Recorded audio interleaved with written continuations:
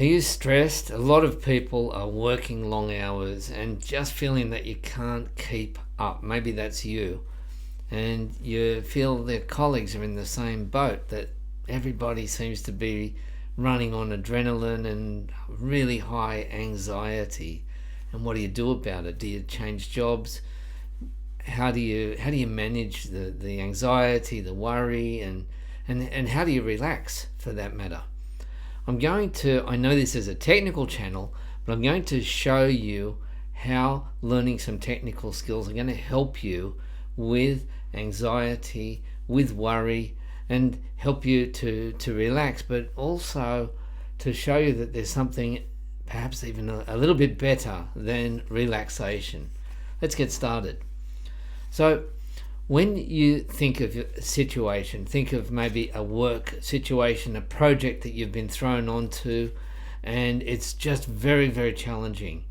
You're suddenly thrown into a meeting, you're given some responsibilities, a deadline, and you feel not only out of your depth, but you feel like maybe you don't know who to ask. You don't even know what success looks like. You're a bit embarrassed telling people, I've never worked on anything like this before. That happens, especially if you are somebody who's a bit more conscientious, who's a bit more of going to say yes to things. You don't know how to say no, and people can see that you've done a good job in other areas. Then there's a very good chance that you're going to get thrown into some new challenge. And so when that happens, we've got a few different states that you could be in, because you've got the challenge and then you've got your skills, right? And so if the challenge is very, very high and your skills are low, then that's going to put you into a state of anxiety. All right. Well, yes, you can learn different ways of dealing with that anxiety, but I want you to bear with me with this challenge and skills. And by the way, all of this is based on the book and the teaching and the findings of Mihaly Csikszentmihalyi, and in his book Flow and other articles that you'll find online, you can easily find. And I'll speak about flow in a minute. But the first one we saw was really high, challenging, and your skills are low. Okay. And so that's anxiety. But what about if you've got maybe low skills still, but the challenge is just a little bit above your skills? Well, that's not exactly anxiety. Maybe you're just a bit worried. It's not as tough as anxiety. Now, then you've got other situations, the opposite situation, where you've got really high skills. You're very, very advanced, but they're not giving you the work they're giving you is really could be done by pretty much anybody. And you think of some of those jobs that you do that you think, like cleaning out my email or saving files and emailing them to somebody. This is a job that could be done by pretty much anybody. And so when that happens, well, that's when you're going to face boredom. And that's okay. It's all right to have a bit of boredom in your life, in your days. But if it's an habitual thing, then it's time to see if you can do something about it. Or what about if you've got skills that your skills are not necessarily high, but they're, let's say, average? So I'll put them about here. And the challenge is a low challenge. Okay?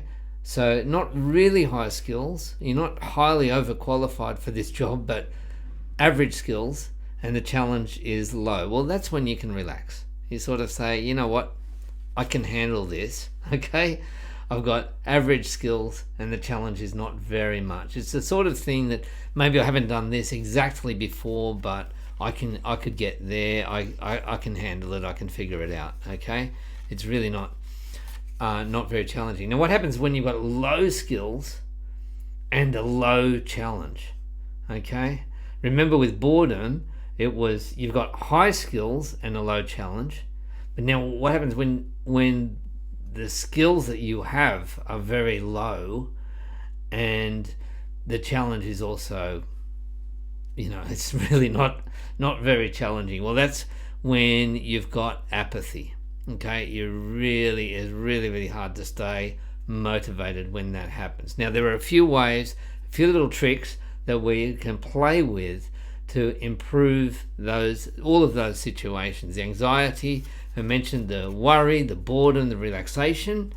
Well, you don't necessarily need to fix the relaxation, but it's something worth thinking about, because relaxation may not be your complete goal. Let me explain. Now, what about this next situation? Now we're getting to the more positive ones, and there's 3 more that we're going to go through. Okay, and you have got your skills are slightly higher than the challenge. Okay, so there's the challenge there, and your skills are just slightly higher than the challenge. Okay, well, that's when you can feel, in a sense, you feel a sense of control. Okay, I know what I'm doing, and my skills are up to the task. Okay, easily. Now, what about if your skills are, say, average, and put it about up here, but the challenge is higher than average? Okay, all right, so we're not talking about low skills, we're not talking about high skills, we're talking about your skills are about average for something, and the challenge is above average. Well, then that's when you're kind of aroused, you're stimulated, you might be excited, not necessarily anxious, but you've got at least average skills. Okay, and I'm sure that you do. If you're watching this channel, then chances are you are somebody who likes to learn things and likes to improve your skills. Okay, now what about the ultimate state? And that is where you've got above average skills and a challenge to meet it. Okay, the challenge is above average, so I'm going to put them up high here. You've got high skills, but you've also got a challenge. It's going to push you, it's going to stretch you. Now, that is going to get you into a state that's going to dispose you for a state that Mihaly Csikszentmihalyi calls flow. And in flow, you almost lose all sense of time. You don't worry about your other worries that might be occupying you in your work or in your life. You're just so absorbed. You're really concentrating on the task, and you know what you have to do.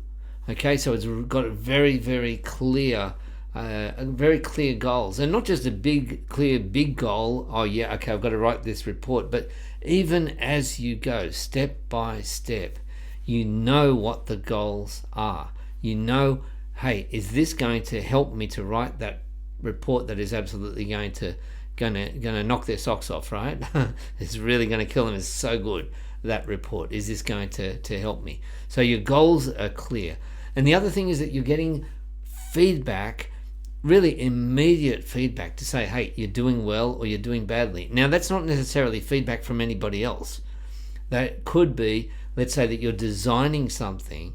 Let's say you're designing a diagram, and you can see, or maybe working in Excel, okay, in the spreadsheets, and you've got conditional formatting in place, and as soon as you hit that, you can see the colors change. So that's immediate feedback. But you can get that immediate feedback. So that's telling you, hey, you're on the right track. You're doing really well. This is exactly where you want to be. So this is the state of flow. And you could have this state of flow not just in your work. It could be with a hobby. It could be with music, with cooking, with dancing, with sport, with reading. And you can have this, you can get into this state of flow where you really are enjoying yourself and you really are in your element. Okay, so now let's just go back and look at all of those ones again, the anxiety, worry, boredom, and so on, and keep in mind that state of flow. I had the challenge and the skills, right? Okay, so we said anxiety, you've got high challenge and low skills. Okay, well, in that case, that's anxiety. So what you do is progressively improve your skills. Now, you can sort of take away the challenge. You can pass it on to somebody else. You could push back. You could tell the boss, or you could just say, look, I'm not going to do this. But rather than just procrastinate, you say, hey, I'm not the best person to do this particular job. I can't really add value here. But the idea here is that to mitigate that anxiety, what we want to do is we want to match those skills and the challenges more so that you don't just have low skills and really high challenges. So that's why learning technical skills are going to help relieve some of that anxiety. Same thing with worry, which is not as much as anxiety. Okay, you got low skills and paired with slightly higher challenges, not way up here, but a slightly higher challenge. Okay, and so that's anxiety. Well, once again, improving your skills is going to help you balance that. And improving your skills doesn't necessarily mean doing a whole course on how to become a designer or how to become an architect or how to do computer programming. It could be something very, very small, very tiny, that will improve your skills just to give you that tiny bit more confidence. Okay, so too, if you've got very high skills and a low challenge, well, then that's when you're going to be bored, and that's when it's time to put your hand up and you say, I'm going to find a better way of doing this. I'm going to improve this. I'm going to automate this. I'm going to do this better. I'm going to take on more. Not necessarily more work quantitatively, but I'm going to take on more of a challenge. Okay? Now, the relaxation thing is okay, but it's going to... You really do want to get into that state of flow so that you are not just vegging out, okay? That relaxation thing, because even that relaxation thing is going to lead you to some sort of tension or anxiety after a while if you are not really feeling like I'm really giving of myself, I'm really getting my teeth into it. Now, it doesn't mean that you've got to have, a lot of intensity, but you can apply this flow concept, remember, where you've got the skills are high and the challenge are both high, but they're both equal, pretty much equal to each other. Then you can apply that in all sorts of things, even with little things like driving or walking or brushing your teeth. How can I do this better? How can I be more engaged? How can I concentrate more? That's one of the other signs of flow. And so apathy, well, that's when we had low challenge and low skills. And so what we want to do with those is we want to apply better skills and to a bigger challenge, okay? Because you want to have something for people to say about you after you're gone, or when you're in your rocking chair and telling your grandchildren, this is what I did. You want to have something to say, right? and then control, that's when the skills are slightly higher than the challenge. And once again, you can just keep edging your way up, so that by improving your skills and by taking on bigger challenges, then you start to move into that state of flow.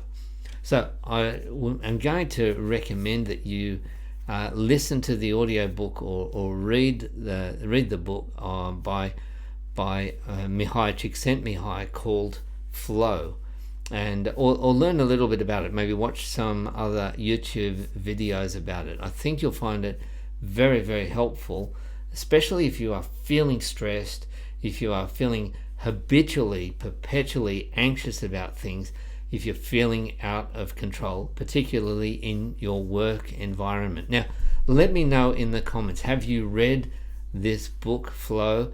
How do you work on balancing your skills to the challenge in the work you do, or just in your life in general?